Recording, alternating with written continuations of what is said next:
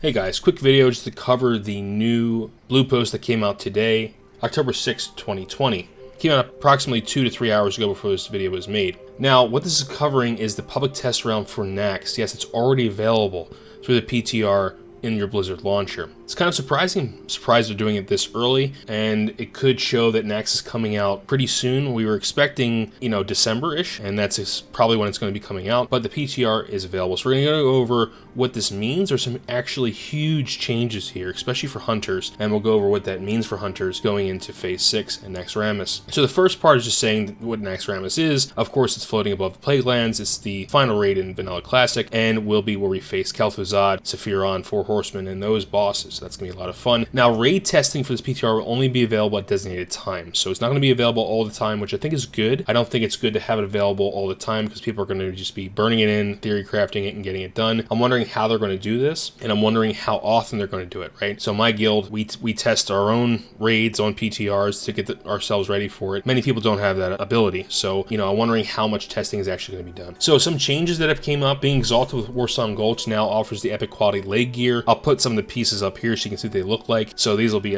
used for pre-raid bis, or some of them are pretty good, but again, this is something that's added in Phase 6. A lot of nature resist gear is now going to be available in Phase 6, which is interesting because I think they did this because people were having trouble with AQ40 when the game first came out. So this is going to be probably not needed for most people, but if you do need nature resist pieces and enchants and stuff like that, they'll be available in Phase 6. Now, what's interesting is the new PvP objectives in Silthus and Eastern Plaguelands are going to be coming out, and if you played TBC, you'll know that there were those towers and stuff where you can capture. That's going to be also available in Phase 6, both in Silthus and the Eastern Plaguelands. So that's going to be pretty cool. Hopefully it's going to spawn some world PvP in those areas. Interestingly, there's some other abilities that are going to come out. In AQ40, in Phase 5, we had the books that drop in AQ20. There are other abilities that will have a new rank available. Frost Ward, Shadow Ward, Flame Shock, Conjure Food, Eviscerate, and Ferocious Bite. So those are going to be available. New ranks of those are going to be available.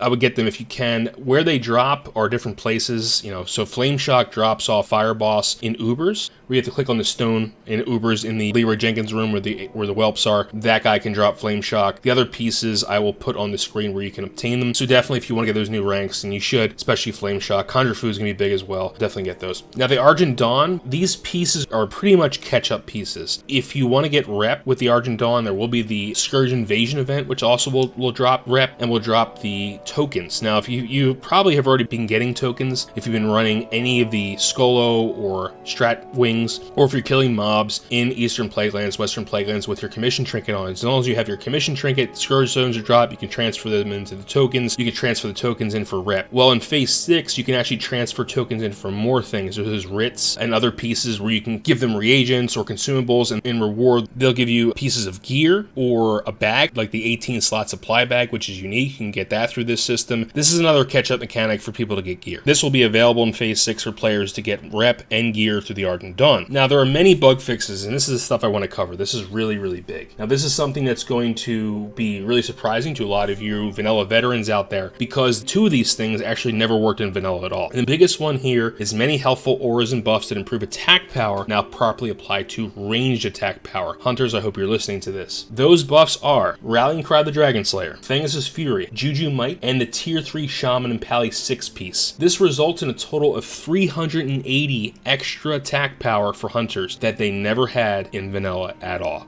This is huge, okay? This is going to make hunters move up in the DPS rankings significantly, and I wouldn't be surprised if they're in the top 3 position. If they're in the 3rd, 4th position, and some hunters are going to be even higher than that, right? So this really gives hunters the ability to be a very good DPS spec where they were limited before because world buffs did not affect them as good as melee. So they could be below rogues, they could be above rogues. We don't know yet. We don't know how this is going to plan out, but it's going to be really, really important and impactful for hunters. Resolved an issue with that caused Dark Moon card Twisting Nether that sometimes stop functioning for Priest Town and the Spirit of Redemption. Now, this one can be big, but let's just talk about this for a second. So improved weapon totems, we've known since AQ, actually since the end of BWL, that improved weapon totems does not work for anyone outside of the shaman himself or herself in that party. So improved weapon totems is supposed to increase the attack power bonus of Wind Fury Totem or the damage of Flame Tongue Totem, the extra attack. So the extra attack of Wind Fury Totem is supposed to give extra attack power. Well, this talent is supposed to buff that extra attack power. Also, also is supposed to buff the damage that Flametongue Totem would put out. Now, interestingly enough, this never worked in vanilla, just like the attack power thing for hunters. However, if you math this out, it's not a huge increase in DPS. We're talking 5-6 DPS tops, okay, for melee. I don't think we're going to see a lot of shaman get this because of this change, unless you're in a very, very top tier guild who's trying to push the timetables, right? But in my argument, an elemental shaman who's off healing is more impactful than a shaman who has this talent, right? I'd rather bring elemental resto shamans to raid that are able to throw lightning bolts out. Their damage is going to far outweigh the improved weapon totem bonus. So keep that in mind. So they fixed some terrain exploits in Booty Bay that allow players to grief. So there's places you can stand in Booty Bay where you can kill people and the guards won't find you. They fixed that apparently. Remove that issue that caused mail recipient autocomplete filter to behave in a frustrating way when attempting to send mail. So if someone in your guild has a similar name or something like that, it'll autocomplete to the person in your guild instead of the person you're trying to send it to. Quality of life change. Stabling a pet with Prowl active no longer prevents other pets with Prowl from using the same ability. So apparently if you had a cat with Prowl and you stabled them when Prowl was active, you couldn't use Prowl on another pet. That's been fixed. Resolve an issue that caused a hunter's auto shot ability to occasionally experience a slight delay on recast if this cast was interrupted by aim shot. Now I'm sure you hunters out there know about this. There's already a macro I'll put on screen if you don't know about it that actually causes this to not be an issue. You'd use this instead of your aim shot. This is an aim shot macro you replaced aim shot with, and it'll guarantee that this won't happen. The reason this happens is because the game checks for auto shot resets during the cast time of aim shot. If the check happens during the aim shot cast, it'll wait another 0.4 seconds, 0.400 millisecond window to then auto shot. So if you notice, you'll aim shot and then there'll be a little lag phase and then you'll auto shot again. This apparently is fixed. So hopefully this macro that's on screen right now will not be needed anymore. But if it is not a huge thing because most hunters already know about this macro. All in all, this is a pretty big thing, okay?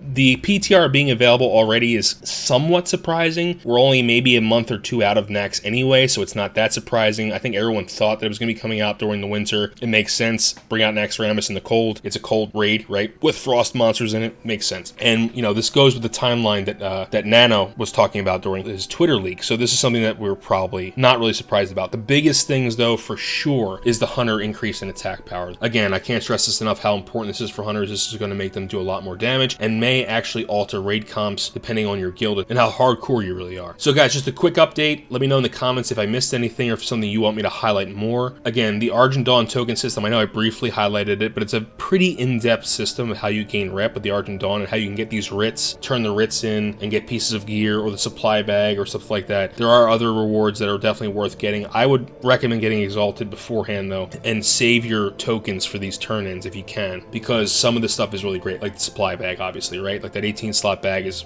great. It's unique, you only have one, but still it's an 18 slot bag. And how expensive Ani bags are going for right now, especially in my guild, I'm really looking forward to getting an 18 slot bag. I still haven't got one yet. Anyway guys, I hope you enjoyed this video. Again, let me know in the comments if I missed anything. Excited to see Naxx. I hope you are too. Hunters, I want to hear from you as well. How excited are you for this change? Take it easy guys, keep on keyboarding and grinding, and enjoy yourselves in Classic Azeroth. See ya.